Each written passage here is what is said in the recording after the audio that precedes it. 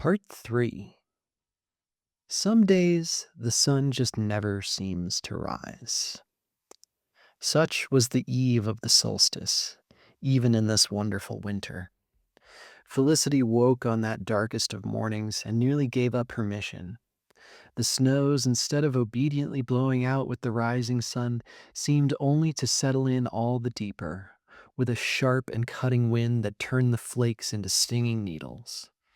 Another cup of tea and a book nestled next to the warm stove was sounding much more pleasant than a cloak that had scarcely dried from the day before, and a grouchy griffin who certainly wouldn't be too keen to fly off. And fly off to where?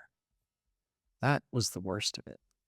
Felicity had against the odds found more than enough copper wire and barely enough sheets of paper for Declan's gift, but they counted for little and less without any crystals. She'd set out to bring light to this darkest day, and they needed the crystals to provide the spark.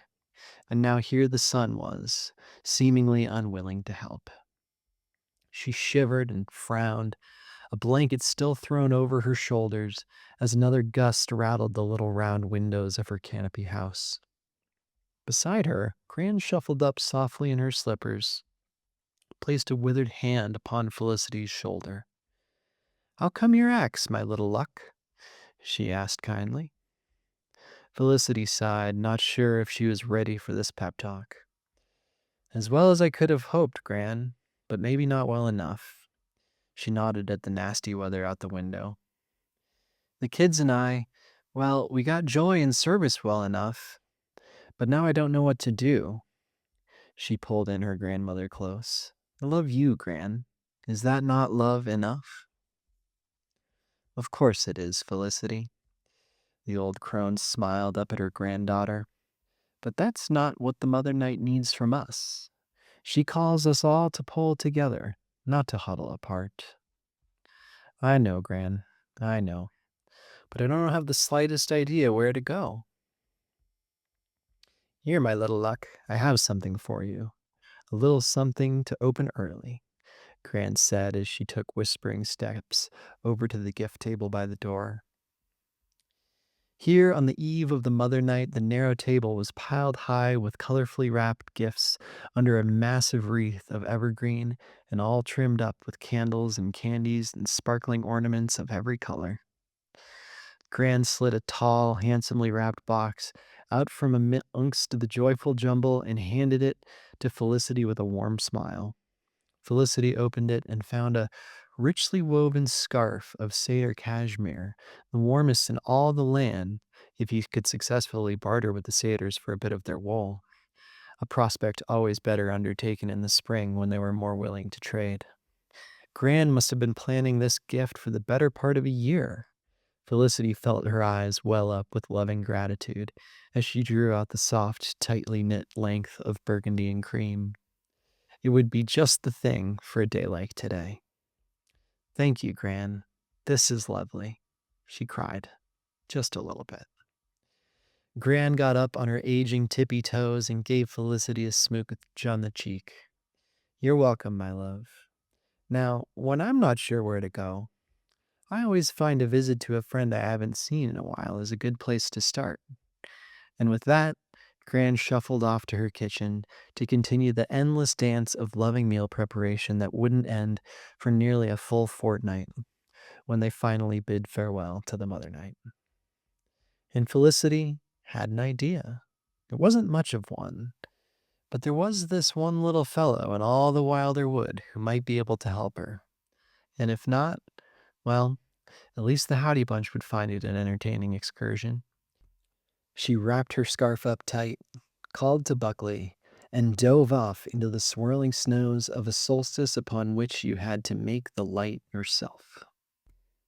It was getting to be mid-morning, but you could barely tell as Felicity and the Howdy Bunch strolled along a nearly indiscernible path toward a very particular part of the wilder wood, with griffins thoughtfully left behind. When they turned off from the icy bank of the Crystal River, the forest around them was much as it ever was, if a bit snarly, stormy, and snowy. Which is to say that the forest was larger and more magnificent and anything you or I will ever have the good fortune of laying eyes upon. Trees, 100 fathoms tall and more, soared up to disappear into the driving snow. It was truly a wonder of the world, but for our woods folk, it was a bit old hat. The ferns in summer would arch well and clear above your head to have you strolling in a shady understory, but this time of year they were merely colossal mounds of white, while the plants hunkered down and waited for fairer weather. The gang trudged through the snarling storm, hoods drawn, scarves wrapped, in determined silence. They followed tracks that threatened to disappear with each gust of wind. The footprints they sought were scarcely longer than your little finger, after all. Then something very odd began to happen as they followed along a little frozen over rivulet. Well, odd for woods folk at least. The forest began to shrink. Now that does sound rather odd on its face, but for you or I, it would seem more like the forest was becoming the right size as they walked along. Instead of hundreds of fathoms into the sky, the trees only reached dozens, not quite scraping the low clouds above. Where before the snow-covered ferns formed mounds clear over Felicity's head, now they were merely up to her waist. Frankly, the Harrier children had never seen anything like it, and they pulled their hoods down to get a clearer view of this odd forest in miniature. Felicity followed behind now, smirking. She remembered well her first visit to this strange place, feeling for all the world like a giant walking among the wood. To be honest, she hadn't given the bunch any warning, well, because the surprise was half the fun. Felicity gave a soft whistle and called their little gang to a halt. She gave 3 sharp knocks on one of the little dwarf trees that put out its canopy merely 2 or 3 stories overhead. She had been warned, after all. The Howdy Bunch looked about in wide-eyed wonder, trying in vain to comprehend the mystery Felicity was spooling out for them. "Miss Felicity, what is this place?" one of them wondered. Felicity went to answer, but was interrupted by a booming, deep, but familiar voice. "This, young woods children, is the Gnomish Glen." From behind snow-covered roots stepped the unfitting owner of this baritone voice, a forest gnome, one known rather well to Felicity after their recent job together, Mr. Moss. He barely rose to the height of the children's waist, but carried more gravitas than you or I could hope to wield in a lifetime. His minuscule face was small, that much is certain, but it was also sharp and handsome, with a neatly trimmed beard keeping back the worst of the wind. He had the look and proportions of a perfectly fit, full-sized man, which had the effect of making you feel suddenly quite oversized. His cloth, as always, was some of the finest in the wood. Gnomes, with their small hands and all, did make some incredible textiles. Today he wore a doublet of dark blue above brown trousers and shining black boots. Over all of it, a thick cloak the color of snow on this cloudy day, embroidered with 1,252 unique snowflakes, all rendered in the same subtle snowy white. Quite the piece, really, even if human eyes would need a magnifying glass to appreciate it. Gnomish Glen at Midwinter, nonetheless. You've chosen an excellent time for a visit. Mr. Moss flourished a deep bow with more than a little mirth in his green eyes. Welcome. He turned the corner around the tree with the harriers all harrying to catch up, only to be stopped short by the most magical sight any of those wood children have ever seen. The glen sat in a sheltered hollow, a world of its own inside the wood. Around a central clearing, the houses, shops, and markets all climbed. They swayed, clinging to the trees that to you or I would seem quite average, but to the woods folk seemed peculiarly minuscule. At first glance, you might think the town was a one-fifth sized imitation of 12 trees. The houses, much like those of Felicity and the Howdy Bunch, were hewn of the same red wood. But closer inspection revealed a level of craftsmanship that the big folk could never hope to match. Every eave was carved with the soft flowing runes of the gnomes. Every railing was an intricate exemplar of some wholly original design.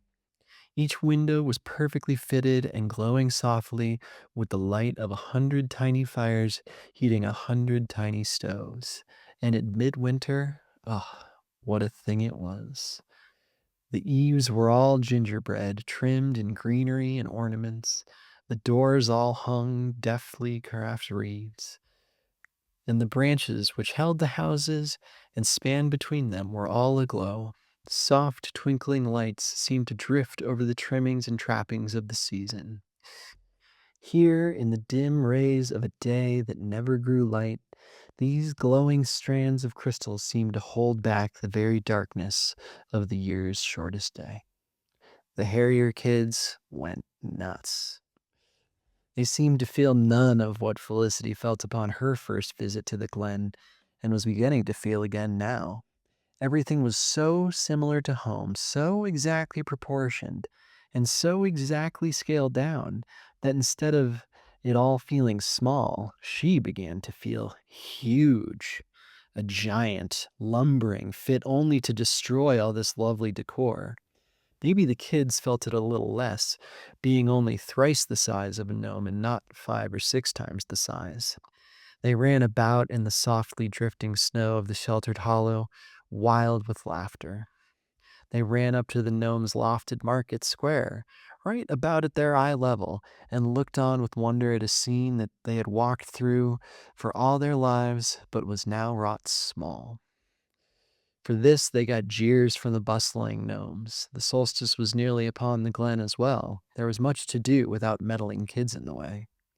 The harriers got down on knees and peered into tiny stables that housed exquisitely handsome, exquisitely tiny stallions, and they laughed as the horses nibbled at their fingers too small to get a proper bite. They ran and found a choir setting up around what surely had to be the smallest mother tree in all the wilder wood, barely chest high on Felicity, and joined in when the gnomes launched into a familiar carol. For this, they did receive a few nods of thanks. Their lovely, high, young voices were a fitting complement to the choir. Everyone knows that the gnomes can't sing above a tenor to save their lives. Felicity smiled, warmed to witness such joy, and reeled slightly so that she sat down on a root at the edge of the clearing, lest one of her Goliath hands take out a well-adorned porch. But before she knew it, Mr. Moss slid in beside her, placing a thimble-sized mug of pungent tea into her hands. She sipped it gratefully, doing her best to make it last more than a sip and a half. "It's lovely to see you again, Miss Broadfeather, but what brings you to our glen at midwinter? Don't you have your own festivities to see to?" She sighed, searching for words. "I do, and to be honest, distracting this bunch has been my role as much as anything else this season. Thanks for letting them visit." The gnome rumbled a deep, knowing laugh as the children were shooed away from the wide doors of the bakery that spilled forth a stream of enticing aromas, assuaged only by handfuls of little cookies that were almost certainly meant to be cakes. "Oh, it's our pleasure," Mr. Moth soothed. "Gnomes may jeer and shoo, but we'll be talking about your visit all through the mother night. Children are a bit of a rarity in our midst." "Why is that? Is your glen shrinking?" Felicity asked with some concern. "Oh, nothing so sinister as that. Merely that childhood is a rather short part of a gnome's life, for better or worse." He sipped his tea with a sad smile. "Now, Miss Broadfeather, correct me if I am mistaken, but I believe you are here to help soothe some of your own aches as well, no? I sense the same discontent that you held at our last parting." She sighed and sipped her tea, disappearing in its second sip. "You have a keen eye, Mr. Moss. I've been feeling all off this midwinter, and I should be happier than ever. 12 Trees is flourishing, and you should see the things that Declan has been able to craft for our people. The young merman is a bright talent, the gnome nodded sagely. But this is not enough. Well, I come here and it seems like you all have everything all figured out. Felicity gestured around at the buzzing, thriving village in miniature. We've changed so much back home, and still feel the same. When will I ever be as content as you all? Contentment is something mostly hard won with age, Miss Broadfeather, and it usually comes at the expense of the vigor of youth. I would not be in such a hurry to make the trade. Felicity nodded, trying and mostly failing to take the sound advice. I have a feeling you come here for another reason as well, no? You've been feeling this way for months, and yet today is your first visit. Mr. Moss always seemed to understand people one step deeper than they intended to open up. Well, actually, I do, Felicity hesitated. It's a bit silly, but it has been helpful in keeping the Howdy Bunch here occupied. We're in need of a rather large number of crystals. The gnome's woodland eyes glinted with mischief as he stood. For that, Miss Broadfeather, I believe I may be able to help you. He whistled out loud and sharp, low, high, low, and looked up expectantly. Moments later, the air rushed with beating wings as Buckley and the Howdy birds alit just outside the hollow. Felicity had been training all sorts of birds her entire working life and couldn't fathom this level of connection. It was nothing short of magic. Mr. Moss only grinned with waggish self-satisfaction as he reached up to stroke the feathers beside Buckley's beak. The griffin towering a full 10 times his height, but looking for all the world like he was ready to roll over and go belly up for the diminutive gnome. "Come on, young woodsfolk," he called out in his booming voice as he deftly hopped up on Buckley's wing to sit astride his neck. "The mother night is almost upon us, and we have a ways to fly yet." Felicity hopped up behind the gnome, while the children found their mounts in a flash. They were all aloft, flying again swiftly into the thickening snow.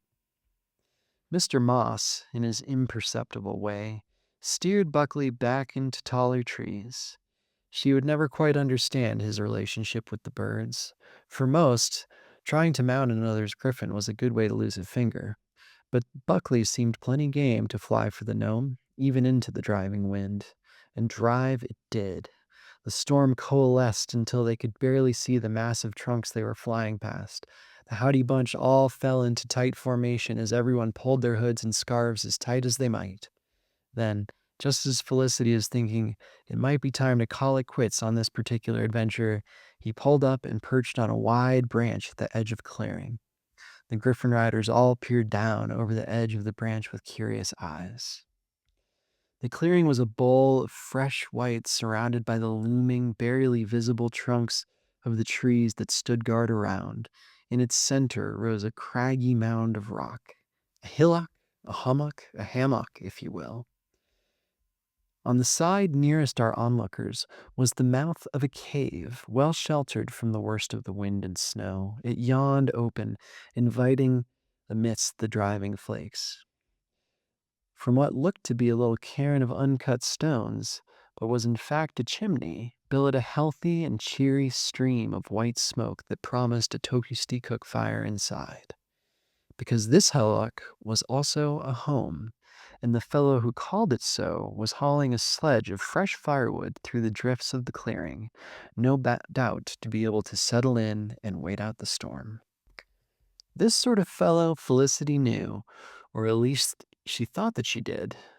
Short, squat, thick, red hair, and thicker, redder beard. Likely rather surly upon first acquaintance, but stout-hearted as they come and reliable once you got to know them. A dwarf. This fellow wore a long brown jacket and more of a scowl than even the nasty weather called for as he hauled his load of wood into the driving wind. Felicity was taken aback. She hadn't known any dwarves to live in the wilder wood, and he certainly seemed to call the cave home. A dwarf? She wondered to Mr. Moss. Here in the wood? I've never known them to live outside of the mountains or on their own. Strange and stranger. It all seemed rather off the more she watched. Ah, yes. I'd be careful who you call a dwarf, especially with Thomas down there, Mr. Moss cautioned. He's no more of a dwarf than I am. He's a knocker. A knocker? One of the howdies asked, big, curious eyes not leaving the clearing floor. Yes, a knocker, Mr. Moss said, finally, as though that was all the clarification needed. And a knocker is not a dwarf, Felicity nudged. Not at all, the gnome explained. You see, dwarves, they can be between 10 and 12 gnomish spans tall, whereas knockers, well, they will never make it over 9. Felicity screwed up her eyes trying to discern from a distance, and the little fellow did look a little slight as he unloaded his sled, but she couldn't really tell. And where do gnomes fit into all this? She asked. Mr. Moth gave an indignant harumph. I'm not going to justify that with a response, he groused. Miss Licity, one of the kids chimed in. Everyone knows dwarves are made by mountain nymphs. Gnomes are for children of the forest. And they're shorter, another chirped up. We'd never be caught dead over 6 spans, Mr. Moss said behind an upturned nose. But I'm glad to see someone around here that has a little culture. Okay, sorry. Felicity put up her hands up and deferred. Anyhow, yes, as you noticed, knockers tend to work caves rather than delve many mines outright, and live in them by themselves or in pairs. They tend to like it that way, the gnome added, somewhat ominously. Thomas here, though. I believe he can help you with your crystal needs. Oh, excellent, Felicity glowed, despite the worsening weather. Thanks so much for an introduction. The gnome stood up and pulled his cloak tight. Ah, about an introduction. It's probably for the best if I leave that all to you. As I said, knockers can be a little solitary. He began to stride off down the branch. Wait, Mr. Moss, Felicity called after him. What can we trade him for the crystals? Likely very little. Knockers almost have everything that they need. He called over his shoulder. But you're a clever woodswoman, Miss Broadfeather, and with these 3 by your side, I'm sure you'll figure something out. Besides, it's nearly midwinter. I'm sure the Mother Night will smile on you. He cocked his head, thinking better of his advice. On second thought, maybe don't mention midwinter. Knockers are not known for their festivity. With that, the little gnome hopped nimbly to an adjacent branch and disappeared around the trunk of the tree. Despite the fact that they'd flown nearly an hour from Gnomish Glen in hard weather, Felicity knew Mr. Moss well enough by now to know that he'd have his feet up beside a fire within 15 minutes. She just had no idea how he managed it, let alone how he got down from such a great height in the trees when you're certainly no more than 6 gnomish spans tall. Well, what do you guys think? She asked. My Nan always said the best way to start with a new friend is a kindly hello. Our riders alit next to the rather surprised knocker with 1, 2, 3, 4 puffs of powdery snow poofing up as their birds flapped down. They were each and every one of them all cheerful and friendly smiles. A merry midwinter to you, Mr. Knocker, Felicity greeted with a fellowsome wave. Merry midwinter, the howdy bunch piped up in cherubic unison. The stout fellow glared at them wide-eyed and suspicious from under his snow-crusted hood. His bushy brows twisted themselves into a knot of consternation above a bulging nose chapped red by the buffeting winds. Below, his thin, dried lips were pressed into a firm line barely visible through his ice-covered beard. Felicity had never seen someone look so unhappy, nor so wary. It's pronounced naker, he objected testily, and I wouldn't have it today, missy, nor tomorrow neither, nor any day whichever of all you the derned holy days you fool-headed woods folk keep. He pushed past Felicity into the mouth of his cozy cave and made to shut the shabby slab of wood that passed for his front door. Felicity recoiled at his naked hostility, but kept her head. Forgive me, Mr. Naker, she placated with raised hands. Thomas is your name, isn't it? This earned her only a sterner glare. We come only with tidings of the midwinter, no holiday, merely this fine season. On cue, a gust of wind blew the hat off of one of the Harrier kids and dropped a puff of snow right down in front of the scowling knocker, barely missing his grouchy head. Ah, yes, he exclaimed. And a derned fine season it is, isn't it, Missy? All icicles and shivers and chapped skin and frozen toes. He stuck out an accusing finger, which certainly looked to need a new pair of gloves to protect it from the cold. And how'd you learn my name? Oh, I bet it was that good-for-nothing moss, weren't it? He huffed indignantly. Darn gnomes always gallivanting around, getting into every which one's own business. Couldn't keep to themselves for a full moon's turn, they couldn't. Felicity demurred a moment. If this fellow found the famously shy and secretive gnomes to be too outgoing, maybe she really was barking up the wrong tree. The knocker carried on unheeding. Well, I tell you, I wouldn't have it. No charity, no pennies, no alms for me today, not for your holy day, not for the season, not for nothing. We niggers keep to ourselves just fine, and we make do with our own. You won't see me coming round raising coin for those who can't knit their own socks, so don't be coming round here. He made to close the door, and Felicity jammed it deftly open with a toe. Thomas, you have us all wrong. We're here only to spread the cheer of the season, she gestured to the howdy bunch all in a row behind her, still smiling. We'd like to share a song with you. The children all began to sing sweetly in their high harmony, despite the driving snows. Here comes the deepest night, we meet with hearts alight, safe away from driving snow, with smiles and souls all bright. No, thank ya, the grouchy knocker barked and forced his door closed. Undeterred, or perhaps without a better option, they continued on. Hail to the midwinter, hail to the midwinter.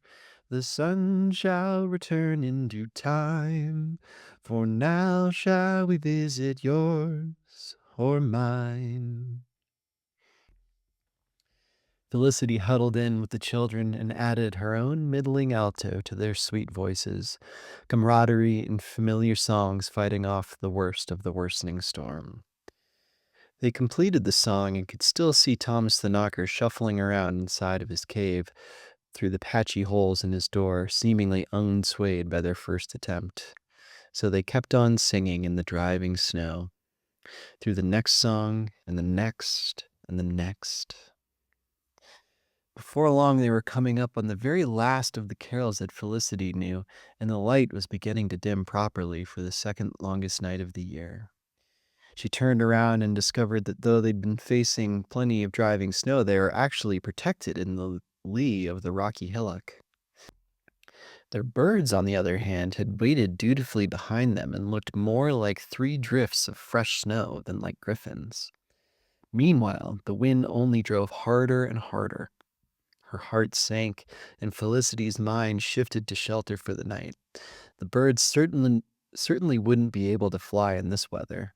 At best, they'd be looking at a snow cave dug up against some tree roots and a couple frozen acorns for supper.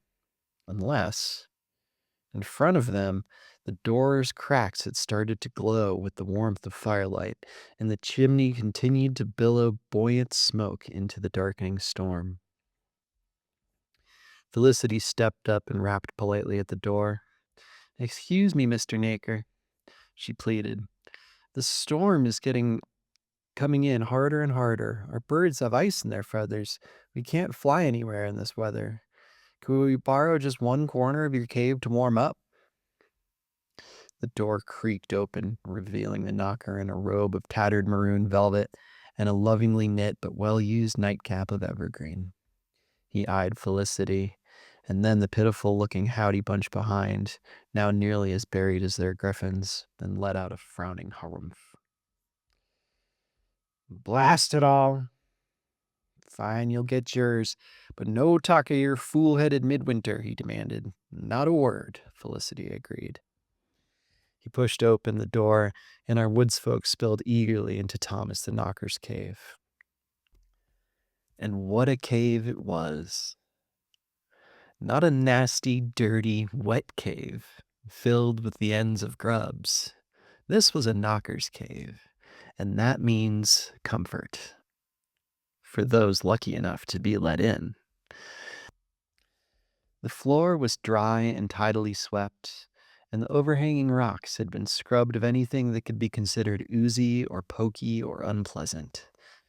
The Knocker's heavy greatcoat hung neatly over his boots on a hook on the wall, and there was a wide bench to sit and take your shoes off as well. For a fellow so skeptical of company, he certainly kept a hospitable home. Felicity and the Howdy Bunch slipped out of their boots and cloaks and hung them beside their hosts. Their snow-crusted birds, however, shook off as soon as they stepped inside, making a slushy mess beside the door. Thomas glared at them from under his bushy red eyebrows and grumbled as he waddled down the stairs into the main heart room of his cave. As they stepped down, the chamber opened up all around them in comfortable airiness, made cozy by the roaring fire that crackled away in a large hearth. By and large, the cave seemed to be natural, with only minimal alterations here and there to provide some creature comforts. The hearth was by far the largest imposition. Thomas's had made upon Mother Nature's work. There was a little galley kitchen built along the far wall of simple Spartan shelves. Across was an inviting bed nook piled high with quilts that looked to range from 50 to 500 years old. The middle of the room was filled with squat, comfortable sofas and chairs, all angled to let you put your feet up by the crackling fire. Why Thomas should need as many places to sit as he had, Felicity couldn't imagine. But a knot at the top of her shoulders released as she took in the cozy scene. She'd been mentally preparing for a night in a snow cave, so hospitality, even as simple and spare as this, was beyond welcome. And there were crystals. Oh, by Jove, were there crystals! The rock of the cave was largely a dark and solemn gray, but all through it was infused with little crystals that caught the firelight and winked with nothing short of the earth's own magic. The Howdy Bunch descended the stairs in odd silence, their wide, starlit eyes soaking in the unexpected beauty of this pocket of the world. All through the arching ceiling, the crystals ranged from little bare chips up to the size of your thumbnail. But as they approached a yawning dark mouth that promised further, deeper chambers beyond, the crystals grew and grew. Just at the edge of the light, Felicity thought she could make out a few crystals that looked to be nearly as large as her fist where they poked out of the rock. "It's so beautiful," one of the kids whispered, wonderstruck. "Ah, yes, yes," Thomas grumbled. "It ain't much, but it smells." He bustled over to a pot that bubbled away on a cooking grate and sniffed it skeptically. "Come on now. Sit. I ain't got more'n some old stew, but you'll have some." Felicity gratefully accepted the bowl he offered. The Knocker's old stew smelled nearly divine. Dark and fulsome, steaming happily and glistening with just a touch of rib-sticking fat that promised to warm you straight to your very bones. "Thank you, Thomas," she nodded as he doled out 4 bowls. "I'm terribly sorry to impose on you like this, especially for someone as private as yourself." "Ah, yes, well, missy, went and imposed now old Thomas has no choice but to show you the old maker's welcome." His voice stayed gruff, but his eyes seemed to soften with each grateful child that received a bowl of his stew. "Can't have you thinking dwarves know hospitable hearths better than us nakers." Felicity tried not to think too much on her visit back to Grey Weather after the dwarves had taken back over. The welcome then had been rather more extravagant and somewhat bawdy, if she was honest. But little could be more welcome as the storm blew in harder and harder than a soft chair, a warm fire, and a toothy bowl of stew. I wouldn't dream of it, Thomas, she demurred, and sank in gratefully to her food. The five ate in careful, companionable silence, the only sounds the scraping of spoons, merry sputter of the fire, and the restful sighs of the griffins as they circled together into a comfortable pile for the night. After a time, even the wind rattling the door died away. Curious if the storm had passed and they might make it home after all, Felicity tiptoed up the steps and found that instead, the door had been fully snowed in. There was no going anywhere tonight. Well, Thomas, I hope Naker hospitality can extend just a bit further, Felicity asked. The door snowed in and the storm only seems to be getting worse. I don't think we're going to make it anywhere till morning. Need my cave and me to dig you out in the morning? He gruffed. Lucky for you, Neckers dig even better than our coal-brained cousins. You've already made yourselves plenty comfortable on my couches. Makes no difference to me if you keep 'em for the night. I don't reckon any of you will snore loud enough to keep up with me. He turned back toward the fire and resumed whittling a little figurine, the wood shavings joining the bustling fire as they flew off of his knife. Thank you, Thomas. Felicity let it lie, feeling rather, as Thomas had put it, fool-headed for letting herself get caught out in a storm. One of the Harrier kids, Felicity was as sure it was Harper as anyone could be about such things, sidled down the steps after going to check the snowed-in door. It's true, she said, voice full of wonder. We're snowed in, just like 3 Mother Nights past. Her brothers perked up, smiling with the memory. Do you remember? One asked. It was our night for a hostin', and we were all full to the brim. Uncle Hal, Harry, and Hector all had to sleep head to toe on the couch all night. Imagine smelling Uncle Hector's toes all night, the other chimed in, laughing. Felicity raised a finger, thinking to stop this Mother Night talk before it got going.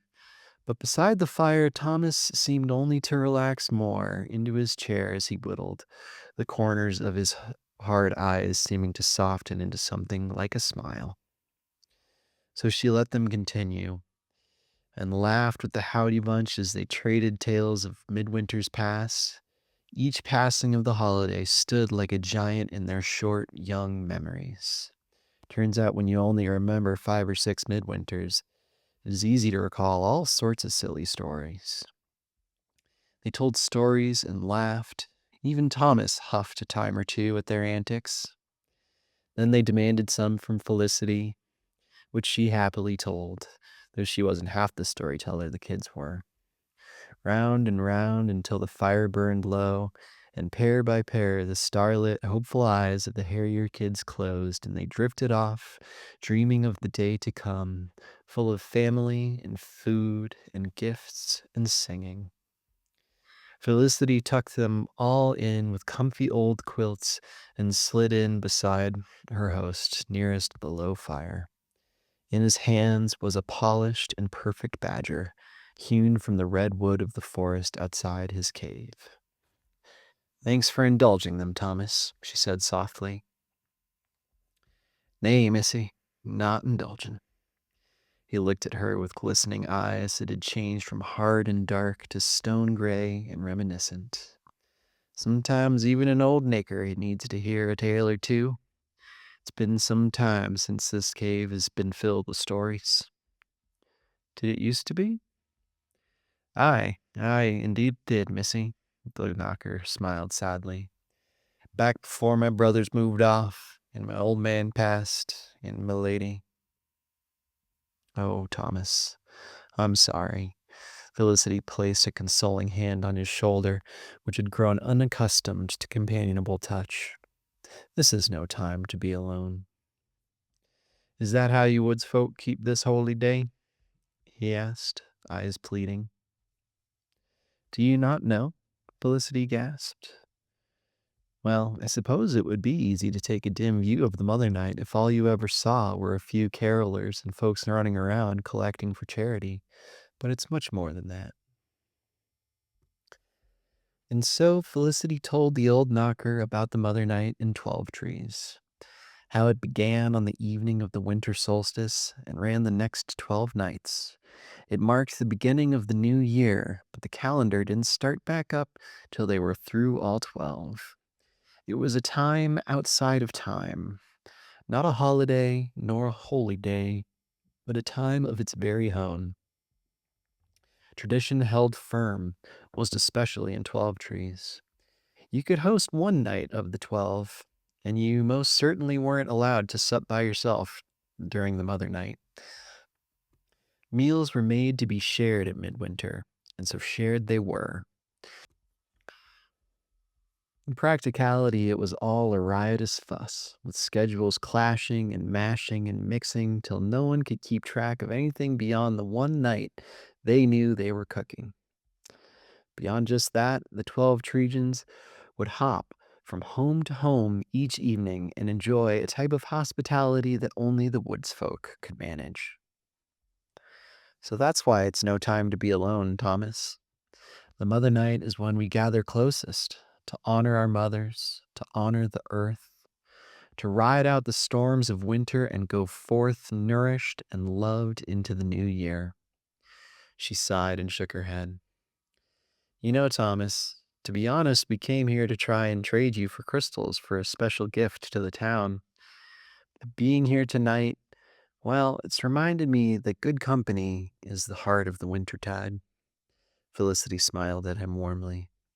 Do you think you'd like to join us this winter, Thomas? The knocker's whittling hands laid perfectly still as he listened to Felicity's account of the Mother Night, his eyes soft and full of memory as he gazed deeply into the fading embers of the fire. Then all at once he seemed to stiffen. Memories followed just a bit too far. Aye, missy, I'll think on it, was all he offered, standing suddenly and waddling over to his bed nook, where he drew the curtains quickly, pausing only for a moment with his head out to say, Thank you for the tales, missy. He thought for a long moment before ending with, But you still need to be gone come morning, and he snapped the curtains shut. When the first rays of morning worked their way through the cracks of the old door to the cave, Thomas the Knocker was gone. His bed nook sat empty and neatly made, the fire burned down to cold ash. The glittering walls of the cavern sat still and dark in the wan morning light. Felicity's heart sank as she looked about. She'd hoped deep down that maybe she'd won Thomas over. It seemed her stories weren't quite up to snuff. But then her eye fell on an inconspicuous sack set on the low table in front of her. She teased it open, and her breath caught in her throat. The sack was filled with 1,000 and more crystals. They tinkled lightly, seemingly ready to dance with sound if they couldn't dance with light, and she looked at them in awe. Each was rough and uncut, some the size of her little fingernail, others almost as big as her thumb, but they were all transfixingly beautiful.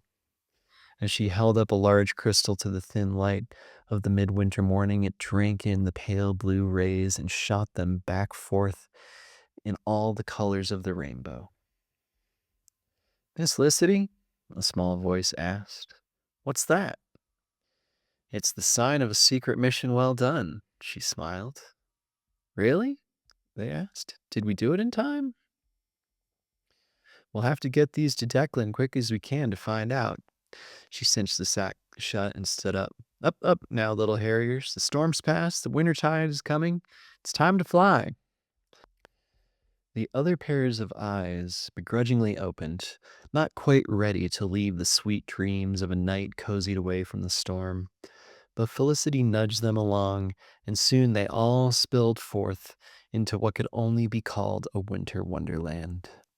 The storm had departed in the night, leaving only a clear sky of ice blue. Thomas, in the pre-dawn hours, it seemed, had dug out a tidy porch from the door to where the hillock dropped away to the floor of the clearing, and in front of them was nothing but a pure, unbroken field of dazzling white. Perhaps the knocker had cleared the door, then retreated deeper into the earth. It was one of those scenes that turns even the hearts of the staunchest winter haters. The world seemed to hold its breath, lest one puff come and spoil the whole thing. The clearing floor undulated under a perfectly crisp blanket, while every bough all the way up to the staggering heights of the trees sat laden with fresh snow, half a span deep. Between the trees, the strengthening light of early morning shone through snowflakes still drifting their lazy way down, held aloft by imperceptible breezes. But if Mother Nature wouldn't spoil the scene, the Howdy Bunch sure could. Griffins in tow, they dove off the little shelf by the mouth of the cave and fully disappeared beneath the piling drifts. A heartbeat passed, then three more. Then they burst forth up and out of the snow in a riot of laughter. They romped and rolled and riled their way through the perfect flakes. Then, all on cue, they took to the wing and flew round and round the clearing, giggling with unspoilable joy. They flew in low banking turns, wings of their birds just grazing the top of the snow, sending up little wakes of lazy drifting flakes behind. When a pair got tangled up mid-turn, children and birds careened into the waiting banks of snow below, sending up comical bursts of snow into the morning light. It mattered little, and soon they were back aloft, carving a musical scene through the air, all perfectly red, yellow, and blue as they were. Felicity stood with Buckley, her heart full to bursting, and I have to imagine Buckley's was as well. Even Griffins understood the love of the midwinter. The woodswoman remembered the unbridled, unknowing joy that she saw in the frolicking children. Part of her heart ached with years gone past. She would never again be so unbridled, would never be so unknowing as these children were.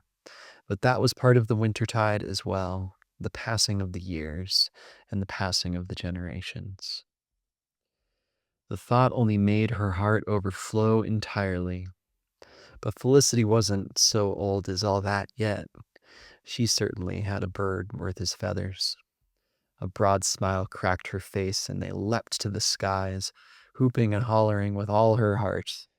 They flew round and round, Buckley's rich purple joining the primary colors of the howdy birds, until the trees around the clearing were a great blur. "Come on, Howdy Bunch," Felicity called, pulling Buckley up to fly clear of the treetops a moment. "The Mother Night's coming." "Miss Felicity, wait," the children cried after her. "We have to sing." Sing, she wondered. Yes, yes, we must sing for the midwinter morning. In a flash, all three children and all three birds were lit and lined up neatly along the edge of the shelf Thomas had dug that morning, surrounded by an eagerly waiting cathedral of trees. Felicity joined them, and they began to sing in their high, sweet voices. The whole world seemed to drink in the sound of their simple, loving voices rising in the crisp morning air. Where she could, Felicity joined in, hoping her unpracticed tone could acquit itself nicely with their cherubic voices. But practiced or not, they all sang with their whole hearts, and the whole world stopped to hear it. They sang for the midwinter. They sang for themselves. They sang for their families far away, and they sang for the very wood itself. Clear, proud voices carrying up and up and up from the snow-filled clearing all the way to the very highest boughs of the trees they called home. Not least, they sang for an old knocker, hiding off in the trees just beyond the edge of the clearing, with tears in his eyes, memories in his head of winters gone by, and a heart full to bursting. And so, Felicity and the Howdy Bunch completed their act of love.